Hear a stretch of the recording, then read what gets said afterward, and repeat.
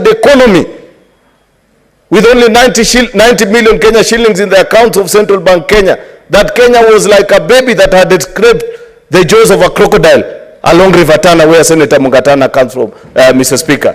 That this economy had been battered, had been mismanaged, and things were terribly bad. In fact, Mr. Speaker, I agree with those that have argued before, Mr. Speaker, that in the unfortunate event that this government had gone to the very hands that were managing it before September 2022, we would be worse than Ghana today, Mr. Speaker. We would have been auctioned, we would have been victims, Mr. Speaker. Point of order, Senator Eddy. Senator Eddy, what is the point of order?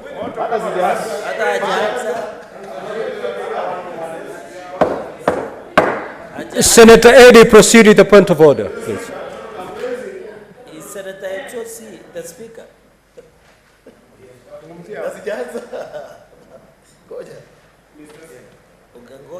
Niko na wewe leo. Sitatoka hapo. Use the next one. The next one is working. Mr. Speaker, I rise under standing order number 101 and 105. Mr. Speaker, you have ruled when a member of the minority side was submitting on this speech, on the content of this speech, and restricted senators to the content of this speech. The majority leader is introducing things that the president did not talk about in this speech. Number one. Number two, on the statement of fact, Mr. Speaker, the majority leader is telling the country that when the president took over office, the national coffers had only 90 shillings. No, he said 90 million shillings. Okay?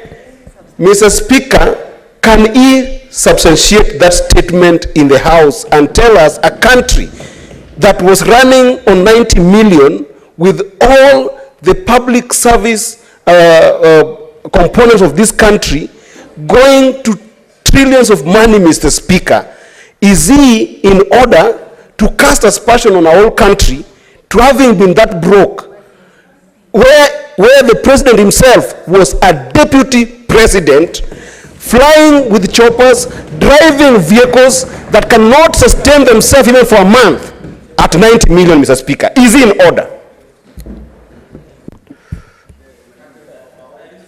Majority Leader, you have made allegation to the extent that when His Excellency the President took over the running of the affairs of this country, at that time, the books of this country were reflecting 90 million at hand.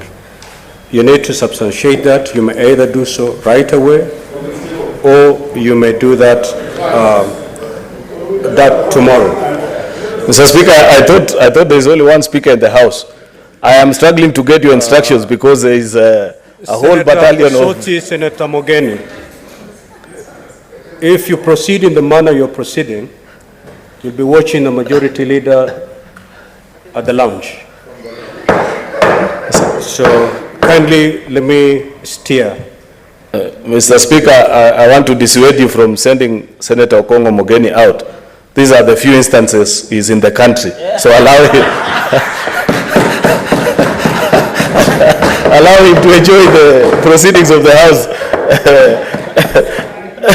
Mr. Speaker, first of all, I will provide... Yes, Senator Mogeni. Senator. You cannot let my good friend, Senator of Kericho, to get away with that statement. You know, Mr. Speaker, I took over from Senator of Kericho, and I have looked at his records at the commission, vis-a-vis the times he used to be in this house. In fact, my yardstick has always been to ensure that I don't perform as Chaviroti did in traveling.